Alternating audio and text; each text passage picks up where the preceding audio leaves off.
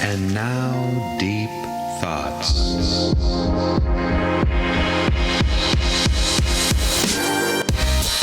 Whoa, that's pretty deep.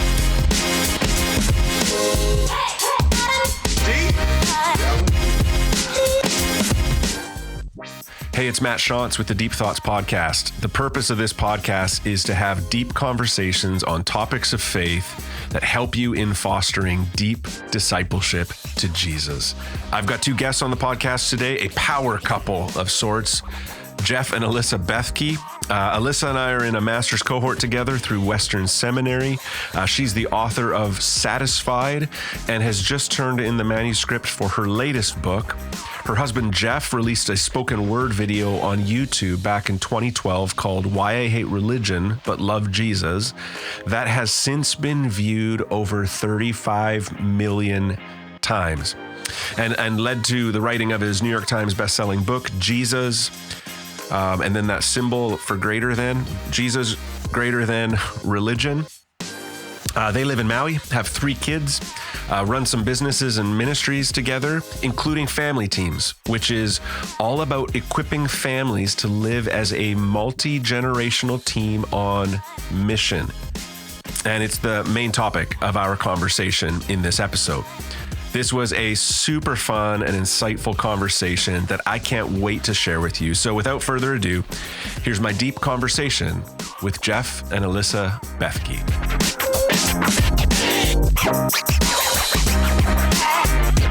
So thanks for coming on the podcast, you guys. Thanks for having us. Nice. So International podcast. it's very international. Is this the first time we're doing Canada? Maybe, yeah. I mean, I've obviously talked to humans in Canada before, Well, sure, but I don't know. okay. Yeah, but I don't know. That's Yeah, exciting. it's fair. How do you find humans from Canada? Any different? You know, it takes a while to find them and search for them, but what I tend to do is I tend to sniff out for maple syrup. I tend to sniff out for the weird way people say the letter A. I tend to sniff out, Weird, just different. it's okay to say weird.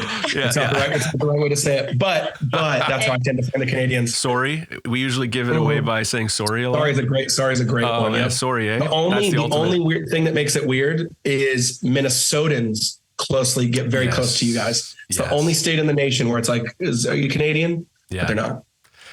Yeah, I mean, for me as a Canadian, Jeff, just to push back a little bit, like when I go other places in the world, they think I'm American, and I'm like, no. I'm I would say you don't have I much just of an have to be accent, really I would clear. Actually, a lot of Canadians will wear like a Canada flag on their backpack just so people don't assume they're American. I don't know what it is about us. America has pros and cons, but you don't sound to have much of an accent. Here's a fun debate I have with friends, and you and the podcast listeners can agree or disagree. I would consider the Pacific Northwest, so in California, so California, Oregon, and Washington, Idaho, Montana, maybe. I would consider that area to be accent neutral. Would you agree or disagree? Meaning, I think that is actually the baseline sounding of English.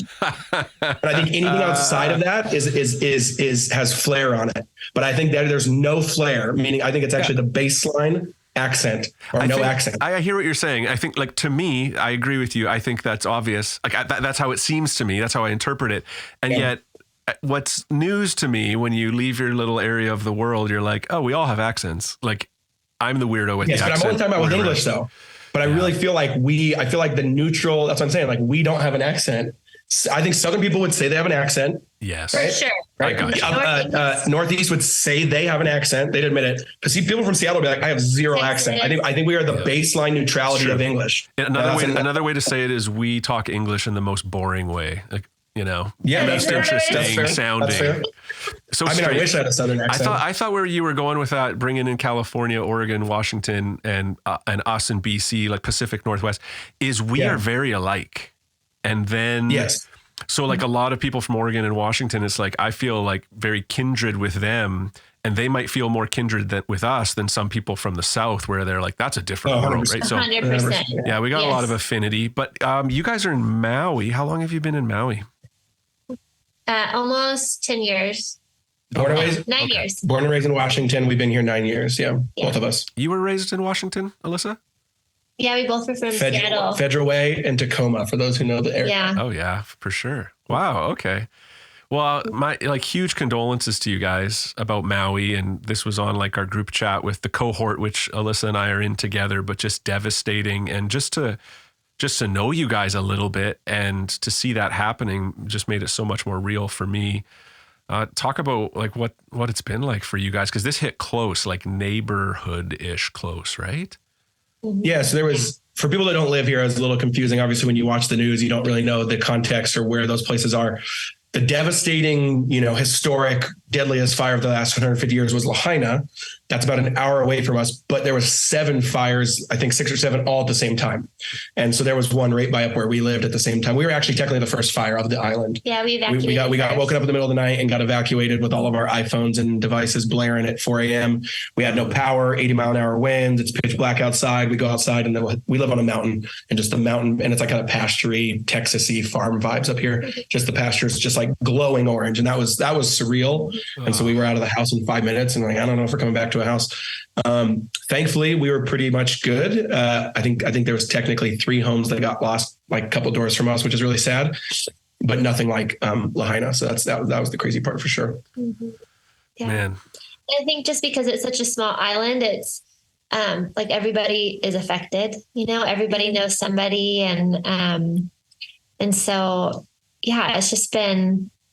It's interesting. Like as a church community, how do you grieve with your community? We've grieved before, walked through people with grief, but when you're all grieving. Yeah, when an island-wide grief is a very interesting thing. wow. Yeah. So that's been. Everyone's just sad and depressed, and it's like all you can talk about at every restaurant, beach. It's really strange. And then the economics too, because then they're asking no tourists to come and for all of them to leave. So then a lot of businesses have been hurting. So it's just kind of like turned the whole island upside down. But the amazing thing to see is like how, because Hawaii is so family oriented and community based, like how people rally with each other and welcome them in their homes. And I feel like the church, I'm like, Lord, what are you doing? Because I feel like the church is, never before have I seen that many people in church, and that that many kids in church. So I think the churches are really stepping up and providing means for those that are hurting. So that's been really cool to see. But yeah, it's kind of been just, I don't know, just somber. Yeah. I can't imagine. Yeah. Well, one of the things you guys do is like clothing brand, and I was able to see you guys just kind of opening up. What is it? Like, what is that space? It's just where you have some. Yeah. So we co-own a clothing brand called New Flora, me and Alyssa, and then the another husband-wife couple who's really close to us. They started it. They, brought it to fruition years ago, and then they asked us to come on board and invest and be kind of co-owners 2 years ago. But yeah, long story short, it's gotten really big and done really well. Women's clothing brand, but we ship everything out of California, thousands of stuff and tons of stuff in warehouses out there. But on our property here in Maui, we have a barn, and the barn is like the headquarters for like the brain of the operation. So customer service is here. We do all of our pictures, our media, our website stuff here. So because of that, we still have a lot of clothes here because we have to take pictures and we have to measure and we have to like do samples and, all that stuff. So we have a ton of clothes here. And so I don't remember who technically out of us 4 who had the idea, but maybe I think it was Alyssa. I think it's Jess. So the other girl. But yeah, so we just kind of said like, man, what would it look like to just kind of like give away all these samples and but they're brand new. Like we don't, what I mean? Yeah. And so we've opened the barn and people come and shop. There's actually literally right now, someone in the barn right now, just like anyone. We basically said anyone who lives lost a home can just come grab anything they want. And it's been really fun. It's like a shopping experience for them. And I think it's been really healing and dignifying. And so it's been really fun for us to do it from our perspective. So yeah, it's just so sweet to do like when you face to face. And I remember the first week it happened, a couple of the women came in and one was an older lady. And when she first came in, she like had a very big stutter. Like you couldn't even understand what she was saying because of the trauma. And then after her shopping experience, she was like smiling and speaking normal and just like. Well, yeah, I was crying and giving hugs because it's cool. Like we have amazing employees over there. And so they're giving them flowers, hugs, praying for them, asking their story. So it feels really humanizing. Yeah. And both those girls that day were like, this is the first time I've smiled. So it's just been really sweet on that end. Yeah. But I think it's just one example of we're trying to everyone on the island stepping up like that. So it's really cool. Like whatever you got, put it to use, help them out. Yeah. It's the tragedy and some of the beauty that comes from it in the weirdest ways too. Right. And just big of you guys to do that. Interesting that the churches are full. Like it was just 9/11 at the time of this recording. I think we're like, September 13th. Yeah. And I just remember with Tim Keller passing and stuff, just remember that was a very key moment of there's this tragedy. And yet the next Sunday, the churches were filled. And like, it's just an interesting thing. So it's neat to see people like you in the church just stepping up to be that and the beautiful community. Jeff, years ago, like it took me a while to like piece this all together, but years ago, I remember seeing you'll probably hate this. I just remember seeing like this YouTube video of this guy doing like a spoken word thing about why he hates religion, but he loves Jesus. I just like looked that up today. That has 35 million views. What the heck? And then isn't that crazy? It turned into a book, like a New York Times bestselling book, I think, right? Am I right? Yep. How old are you? How did this all happen? I'm trying to think where to go. It was 22. And it was just for fun. I was not expecting anything. I think, I just made a video. It looks very professional, but that's just because I was 22 and my friend was 19 and he was really good at what he did. And we just were like, let's just upload it and see what happens. And so we weren't trying to do anything, build a platform, do a ministry. I was just like, let's just do something for fun. And that's what we thought would be fun. And so, it was really cool to see the Lord breathe on it. It changed our life. I mean, there's not many people that I think can so acutely pinpoint one moment in their life that dramatically changed their life for the rest of their life. And I can. That's really weird to be like a 4-minute thing completely changed the next 80 years of my life, like trajectory, where we live, how we work, what my job is. So that's kind of surreal. But I think it was just, we did our best to try to steward it. And it was obviously, I don't actually wish to repeat it. It was so chaotic, so crazy, so much critique and like just spotlight for all that stuff was not fun. But obviously I'm, post that I'm like, oh, okay, I'll take the good and the bad, Did you guys know each other at that point? What'd you say? Yeah, we were dating. Yeah, we were dating. Oh, Second round dating. Yep. So that's right. That's great. Yes. There was a breakup in there. Yeah. Like Alyssa, what did you think when this thing like just went viral? It was wild. I mean, it was just interesting because Jeff was living with 10 other guys. He like shared a bunk bed with his best friend in the basement. Oh, I shared. There was one bunk bed. We had different mattresses, but yes, you were on separate levels of that bunk bed. Yeah, separate levels. You gotta make that clear these days. Yes. Anyway, and he was in a job that he didn't love, but he was like, this is where I'm at right now. And it was, but it's just like, you just knew that I kind of knew that the Lord like had more for him. And so I just remember waking up that morning, going to work, and on my Facebook, it was just like Jeff's face. Like as I scrolled back, if anyone remembers Facebook, like 10 years ago, it was just like on the feed, like Jeff's face all throughout. I'm like, this is wild, but so cool.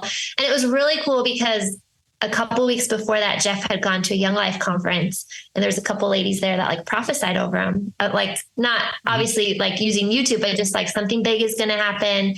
And so it was just cool to see like the Lord's preparing, going before, and then how he surrounded Jeff with certain men and mentors in his life as he walked through that. And that was a wild moment. I forgot about the Young Life conference. Yeah. Cause I was way less charismatic then, or way less open to like spirit moving. Yeah. And so like, it's not like, and they were, and I would still, I'm charismatic now. I would still consider what they were more like, they were far on the spectrum.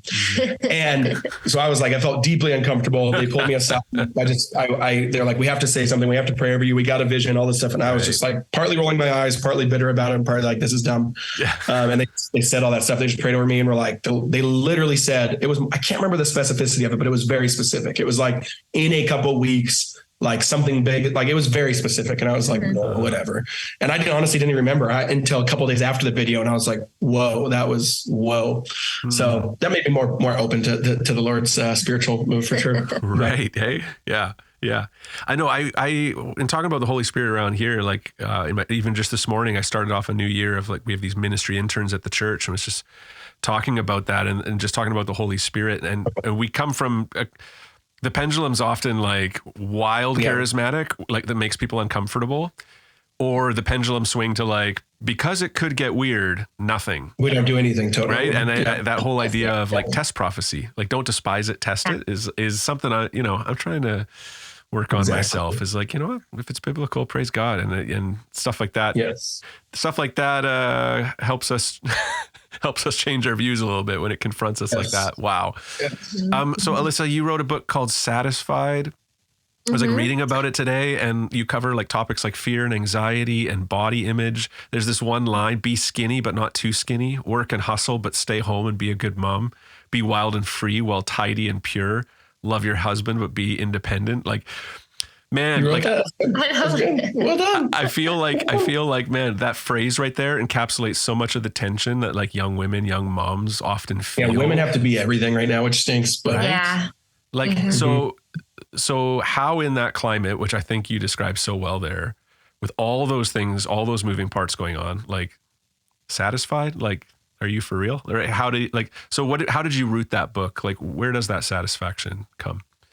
Yeah, it's so interesting that you asked that, because I just turned in my second book this week that is almost like going deeper, like a second layer on that very thing. It's kind of about like when women are exhausted from managing all the outcomes. So it really talks about like all the pressure and expectations that women have. But that, and I think expanding it more, like not just moms, but all women in this day and age. But for Satisfied, it was really more like my journey as a young mom of how to be satisfied in a culture that expects so much. And so it was more like every day, like looking for the wonder and looking for God and being content. And, you know, Paul talks about like, I've learned to be content in all things. And it was really like looking for all the little miracles that God is doing in the everyday. And now I feel like with the second book, it's a deeper layer of like, okay, all the expectations and coming to the realization that you can't manage the outcomes. And so what do you do when like, you know, conflict isn't resolved, and when things continue to go on and you're still longing, and you walk through grief and those kind of things, and really coming to the heart of God and how he is after our hearts more than what we can achieve. Like, I think for so many of us, we either like neglect our heart, like we just don't even want to go there in the busyness of life and, you know, like all the things that are expected, or we try to earn our heart by like, okay, you know, and I think especially 5 years ago, like all the blog posts and podcasts, it's like, you know, almost like, make your life amazing in 5 easy steps. Yeah. And it's like, well, yes, there's like some truth to that, but that's not what life is about. It's 7 steps. They got 5 right. And then I think especially as I'm more like mid 30s and moving on, it can be so easy in our day and age to lose heart. Like when grief comes and our dreams are shattered, and you realize no matter how hard you work, like your kids still have hard moments or don't walk with the Lord, or marriages still fall apart, or, you know, and really who is God in all that, and what is his heart for us. And like, he wants to give us fullness of heart. And that's as we like are with him and full of him. And so, yeah, it's so true. The tension that women especially experience, it's almost like impossible. And I think it's like, you know, with the feminist movement, it's like women can do everything and everything that a man can do and all that. And it's like, it's just, with great opportunity, it becomes greatly overwhelming, and the expectations can crush us. Yeah. So what is God really like wanting from us? Yeah. That's great. Well, so the first one, Satisfied, this feels like the follow. Great to hear a manuscript went in, because on our monthly cohort, it's like the update, and it sounds like grueling. Yeah. Jeez. It is. We both turned in a book this year, and it's like, that's a lot to write and do together as a family and marriage. But but such a joy and a gift to be able to do it. So all that to say, I feel like this is almost like 2.0 of Satisfied, going a little deeper. Do you know what it'll be called yet, or no? Right now, the holding title is When Doing It All is Undoing You. Strong. Wow. Strong. That is strong. That's really good. Are you able to like work that into one of your assignments for the cohort and save yourself? Save some work. If I was a genius like Jeff, I would, but I tend to. I did the cohort too back in the day, but I dropped out. Did you? But Alyssa always made fun of me. Yeah, I did. Oh, wow. You can hold that over, Alyssa, that you're a graduate. My class was me, Brian McCormick, Evan Wickham, Dave Lomas. It was a really fun class. Oh, wow. You were in that one, eh? I heard that one had some fireworks. I dropped out halfway, but because I just don't like school. But that's absolutely what I did. It's not cheating, but I would just literally use everything I was doing for my life and just turn it in. And Gary was like, I think that's the hope. Yeah. Maybe this semester I'll be able to do that. Yeah. I try and do that quite a bit. Yeah, that's great. So guys, You wrote together Love That Lasts, and it has to do with what you call the better way of discovering love, dating, marriage, and sex. Like you found a better way. So I'm just wondering, like, what are the not so great ways and what is the better way? Let's start with the ways that you need a better way for. What are the wrong ways? It's fun to talk about that book. That book was early on our publishing. So we haven't talked about that book in a long time, which is really fun. That was a fun book because we wrote, we wrote that in our maybe upper 20s. So 28, 20, whatever we were, 27. So we weren't trying to write like a marriage legacy book. We were trying to, what we felt is, we felt like there was not a lot of books and resources for the like people that were like 22 and 21 and 25. And we read Meaning of Marriage, which is an insanely good book for our counseling, like 15 years ago or whatever, 12 years ago. Yeah. By Tim Keller. Yeah. By Keller. And again, that's an insane book, but it's like, but what you sometimes don't get in books like that is the like millennial problems. It's like, okay, well, what is it like? Let's talk about dating apps. Let's talk about, hookups, and let's talk about like all the stuff that like, while still giving a vision for marriage and sexuality, not just like a dating book. So it was an interesting blend that we tried to do there. But I think I just alluded to what I think that book was writing to as the problem is, I think a couple of the problems we saw in our culture it was really a book to our peers. And so I feel like I would say, kind of 35 and under now, would be these ideas of, certainly a generation that kind of was raised on like Disney romance. And so you just like, man, there is no such thing as Prince Charming, and there is no, while also. No such thing as the one. Yeah, no such thing as the one. And kind of these things can really critically hurt what you try to build for a family and marriage, while also not negating, gender dynamics and God's complementary nature of male and female and all these things. It's either like all Disney romance, or it's like, hey, we're all genderless and whatever. As it kind of feels like these weird, and it's like, no, it can be, both. And so I think that's kind of what we leaned into. Would you articulate it any differently of the problems? No, I think it's so fascinating because now I'm like, if we wrote it now, it'd be different. It'd be so different. 8 years ago or whatever. Like the cultural moment of gender and all of those things. I think it's changed dramatically even since we wrote it. It's true. But I think just back then it was like, I think Keller, all those books are so good. But when you've been married for 20, 30 years, you forget what it's like at the very beginning. And then, so I think we really wanted to talk about childhood and growing up and like dating and then engagement and what that's like and how that, and what we really wanted to call it was Love Sick, but it didn't get passed. But just kind of like all those things that like you long for, but it actually is making you sick, and God's better way of. It's a way better title, but they just for some reason didn't agree to it.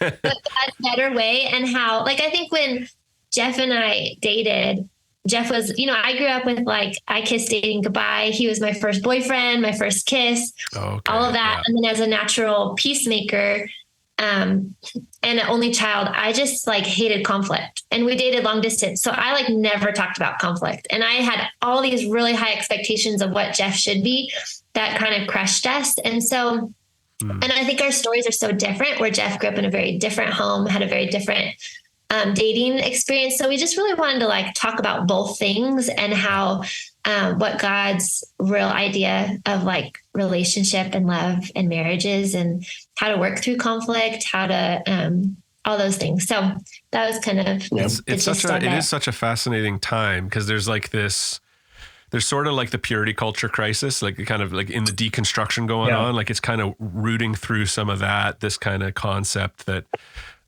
some Christians growing up, I guess in like the 90s, we'd say, like, I guess we were attached to that age group, but this idea that like no sex before marriage, keep yourself pure, but these kind of almost like a purity gospel, because then you'll have a great marriage, because then you'll get great sex, like all those kinds of things. 100%. Yeah. And that's certainly there.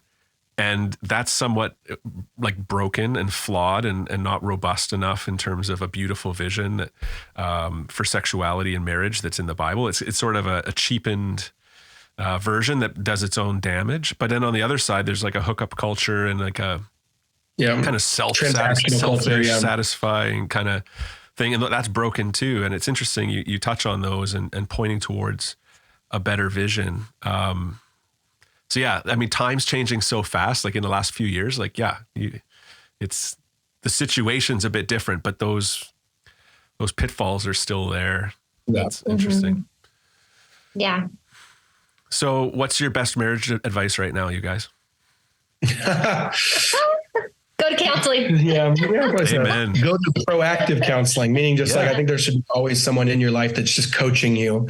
I think counseling, that word has a stigma to certain groups. I think a lot of people now are very open to it. And I think we're a lot more therapeutic culture for good and for bad. But I think a really good word to use for it is more like coaching. Like, it's just like, you need a marriage coach. You need someone that's constantly just like kind of getting out the whiteboard for your marriage and being like, hey, this, you keep going off this way on this play. Like, stop doing that. Go, the play is designed to go this way or whatever. And obviously it's a sports analogy, but coaching just feels more like proactive, not reactive. Mm-hmm. And coaching feels very much like you inherently are believing that you need help rather than like wait to need help until something goes wrong. Mm-hmm. So I'd say, we're actually in a season where like we are trying to just go dig in a lot more. And we're realizing that, man, when you just keep pushing in, it really leads to a lot of growth and blessing. It's hard work for sure. Cause I feel like anytime you get a level of plateau of fruit, you're like, this is amazing. And then maybe 6 months wears off and you're like, oh, I see the next layer of what I need to do. I see, you know what I mean? That's like, so true. It kind of like pushes into these layers of depth and intimacy and closeness. Yeah. So that's what I would say is a big one. And then obviously like, one huge one that is kind of like our entire ministry is we always say like, a family needs to be a team, a marriage needs to be a team, and really pushing that analogy as far as it can go. Right. And so that's, we can get into that now or later, but that's so critical for us as we constantly are feeling like we're constantly trying to sharpen ourselves as a team, roles, giftings, wirings, dynamics. What does that mean for a team? What does that mean for our mission, collaboration, stuff like that? Would you say anything different? Yeah. What would you say? No, I think that's so good. Matt, have you reading The Rise and Triumph of the Modern Self? It's a great book. I have it, and I've like skimmed some of it. I have so many books to read, and it should be a priority, but I haven't read it through. I suggest people read Strange New World though, because it's the shorter version of the same thing. It is, right? Yeah. I wish I was doing that. Well, anyway, it's for our book report, and it's kicking my butt. But I think my eyes have been so open to how the enemy, for one, which he doesn't necessarily talk about, but like the enemy, and then just how like our history, it's all about disintegrating the family. Mm-hmm. And so, and like, that's kind of where our culture is today, of like all the things, all the conversations, family, marriage, gender, all like kids, all that.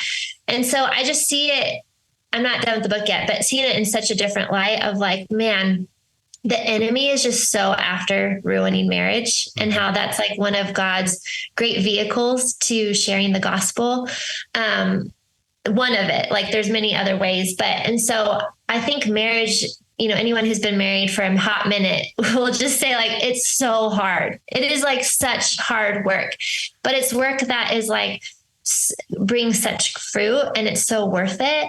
And so I think just like hope that if someone that's listening right now that is walking through a really difficult thing in their marriage, like to keep walking through it and choosing to fight for it, and to like surround yourself with mentors and friends that will hold you up when you can't, and that will give you hold on to hope for you.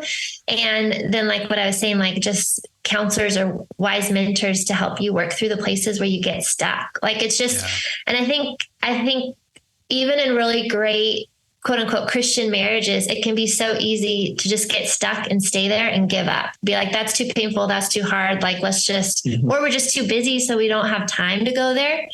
And to really choose, like, even if it's so painful, like that, it's worth it to fight for each other. And so that's like great. That's great. That's what I feel like what we're in the middle of, and then what I would encourage someone listening with. Yeah, I appreciate that. Marriage is so hard. And I think the irony for me that I have found is what makes marriage so hard is that it reveals about myself.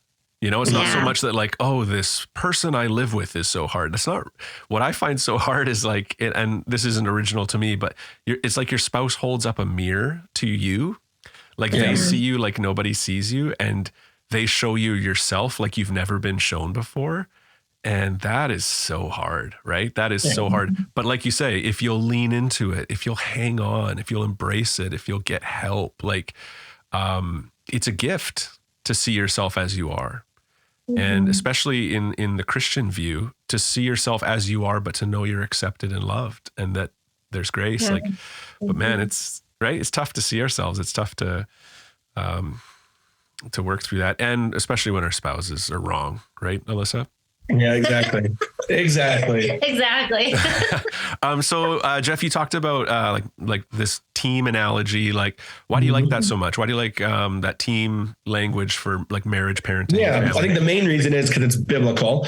And what we kind of talk about with the ministry is, I think there's so many things, and anyone who's, you don't have to go to seminary to realize this, but it helps the more you get training and dig into the scriptures, that there's so much in the scriptures that's like hidden in plain sight. It's like, it's obvious, but it's hidden because of the lens we're coming with. We're coming with such an American, westernized, individualized, 21st century, therapeutic, scientific worldview. Whether we like it or not, that's just literally pretty much what everyone's coming with because of, we're the age we live in. So, and the water we swim in. And so I feel like one of those hidden in plain sight things is the book of Genesis and kind of that archetypal trajectory God sets up for how he wants to bring his beauty and goodness and flourishing and order and mission to the world, right? Like, he starts with this chaotic primordial evil, hovering over the waters, and then creates order out of chaos and beauty out of, chaos.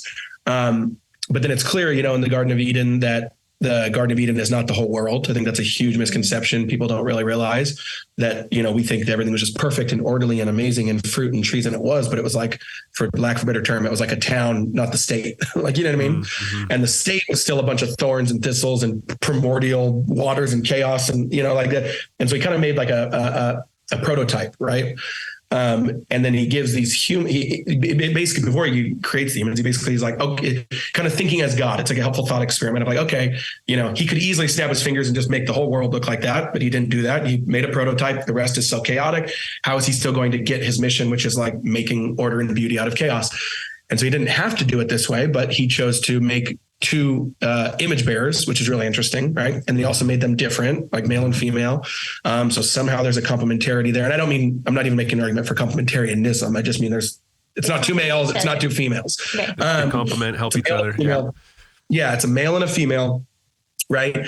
And he basically says, like, you guys need to join together to do this mission. So first of all, he doesn't create an individual. He creates a team. That's like obvious. If the job was able to be done by an individual, he would have just created one person.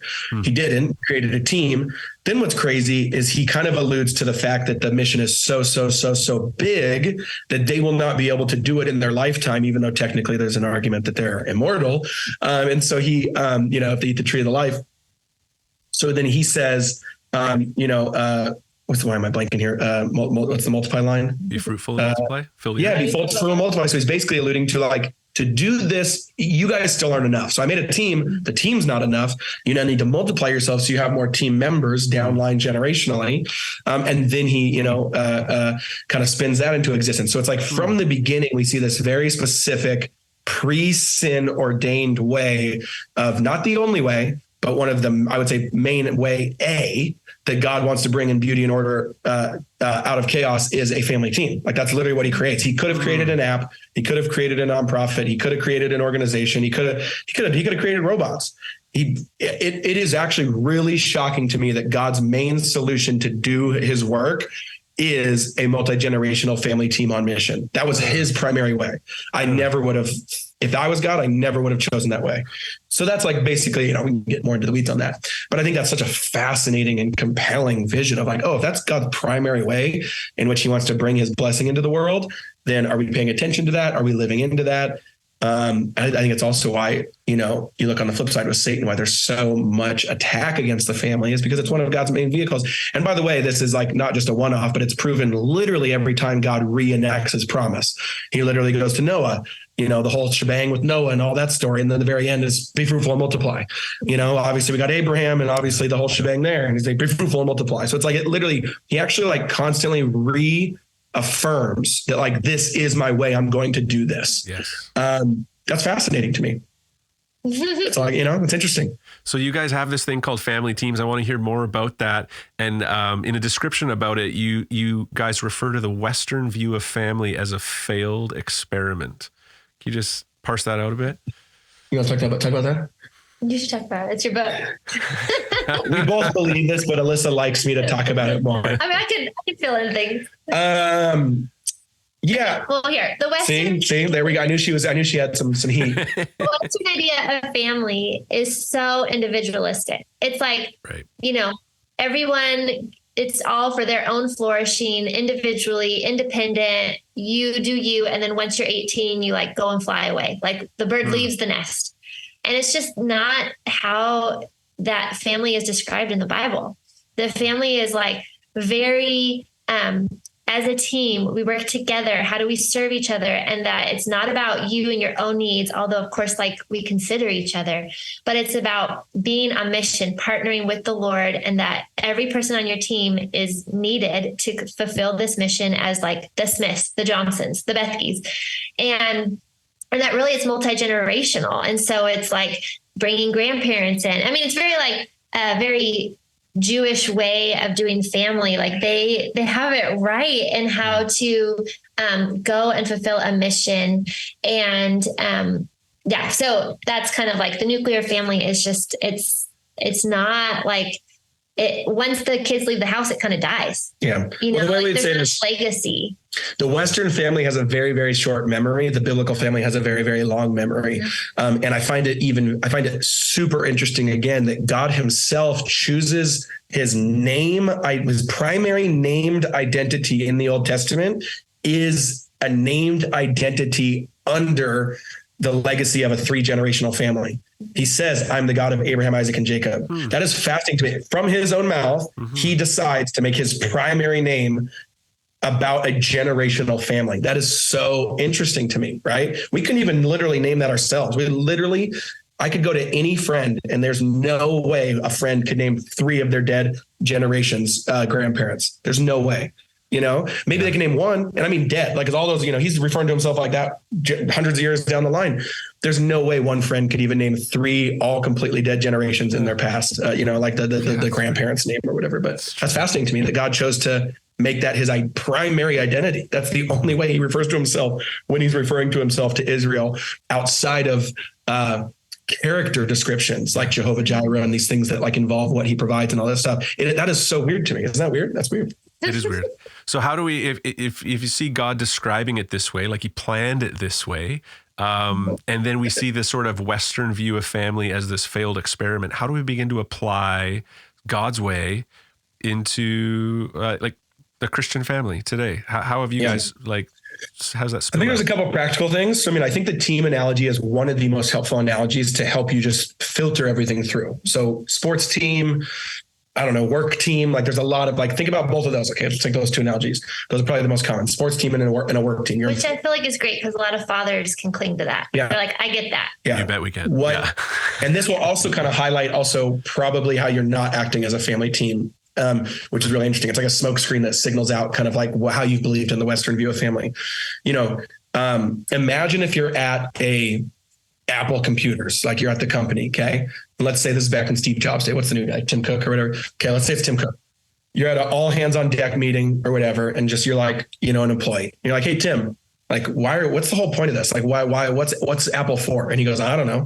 And you go, okay, well, do we have like any direction or mission? And he goes, no, I don't know. And you go, okay, well, why am I don't know. Like, it's just, I don't know to everything, right?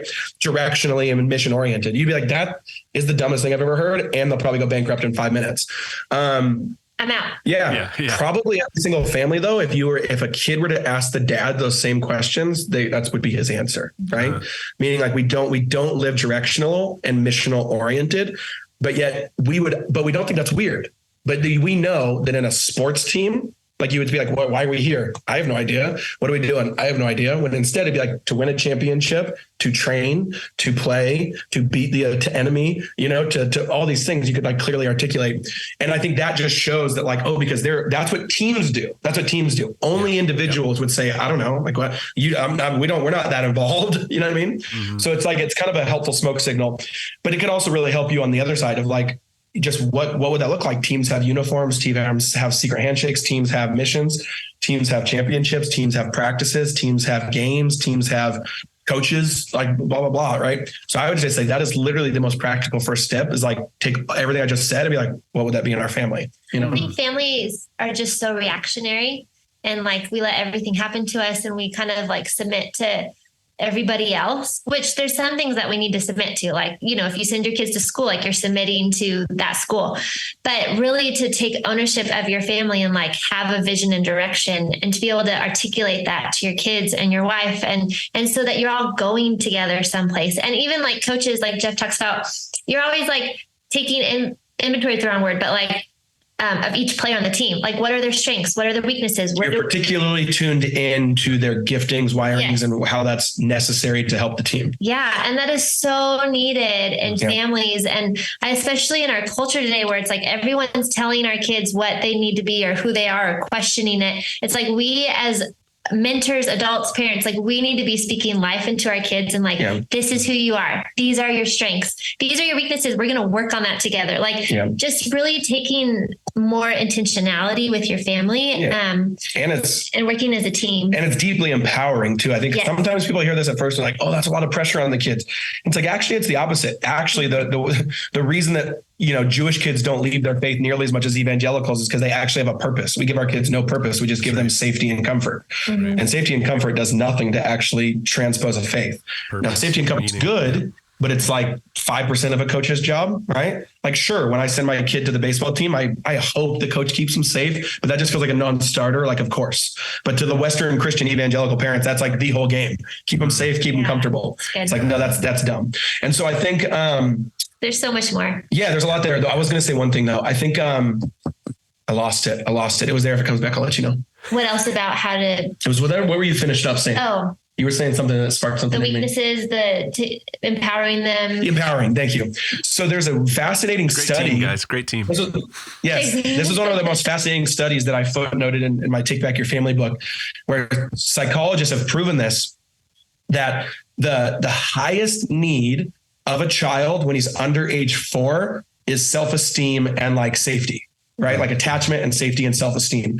But we in the West think self-esteem is the game until they're 18, right? But what they found is post 4, so 5 to 18, the biggest need the kid has that determines their success, their grades, their job, their income, their college, all of those predictors is contribution, meaning that they actually have something to give to. Wow. The minute a kid has like this devolved world that just collapses on them and there's nothing more important than them, is actually the most harmful thing you can do to a child. And they really don't need that much self-esteem. Of course they do, like like all those reasons, but they found that them having something they can contribute to that is larger than them is a bigger predictor for their success than whether they have good or bad self-esteem.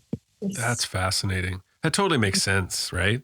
I mean, I think part of we want something to be a part of, like everyone does, and parents actually strip that from kids by the kind of environment we create. Yeah, I think it's part of the crisis we have right now of just meaninglessness. Like, what's this all for, right? So many people are just lost with that, and yet Gen Z. I'm translating my English for you guys. Gen Z, not Gen Z, the right way. The proper English. But right, they want to be a part of a movement. It's a desire to be a part of something that matters. That like the authenticity levels in like this young generation are fascinating to me, and I think a lot of us older folks, I have to start putting myself in that category.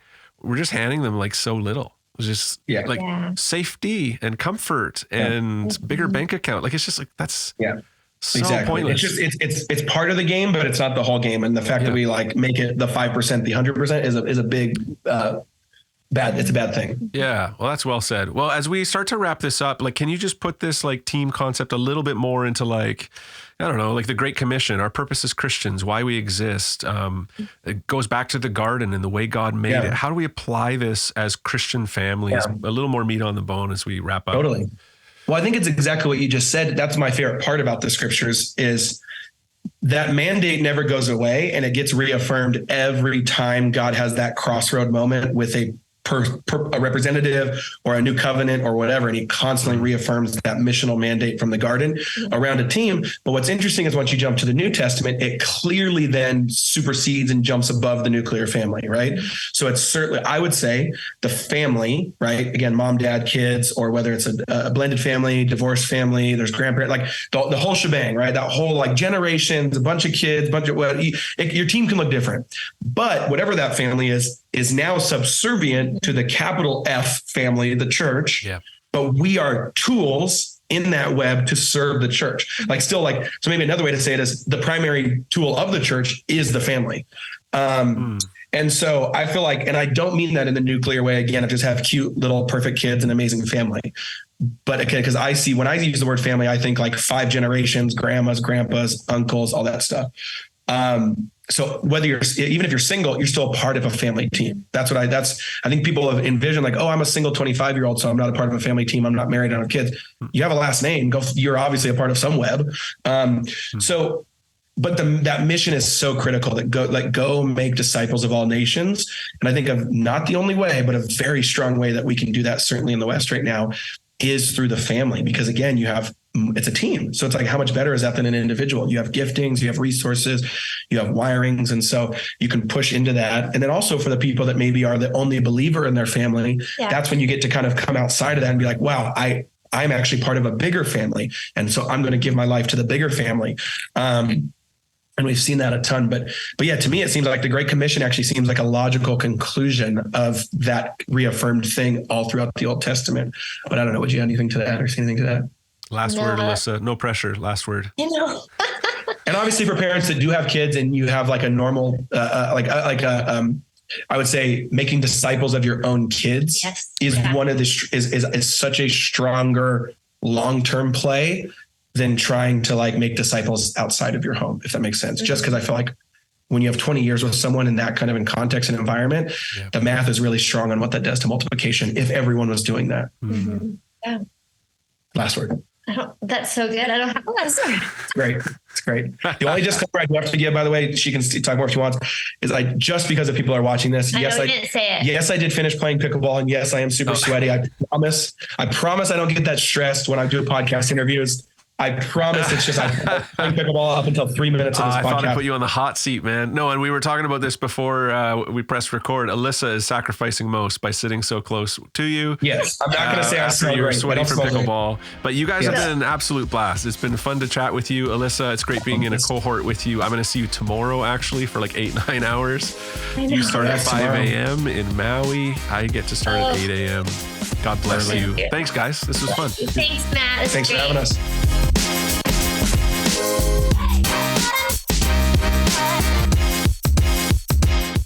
Family as a team on mission. Such a great concept, a biblical concept, as we saw, and just so good.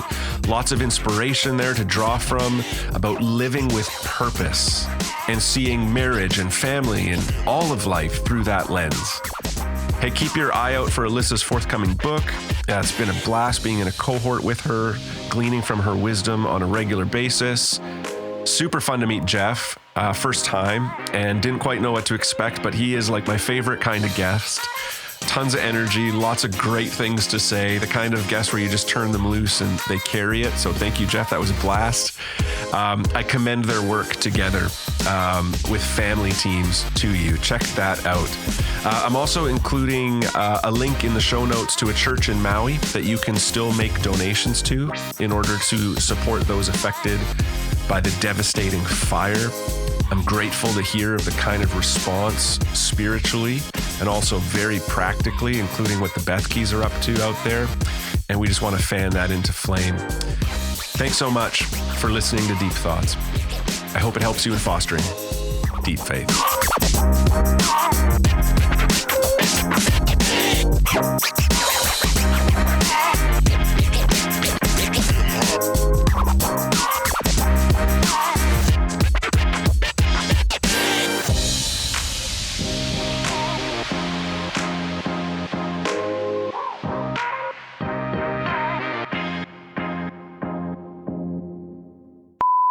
We're a homeschool family, but they go to private school. I refuse to give up the identity. Totally. It's only been 4 weeks. Yeah, we can talk about It's it. a I'm ready. helpful descriptor. I feel like I know who you are by. I feel like that's what I mean. Like our identity is a whole family. Totally right. Yeah. You're meant to go to private school for 1 year.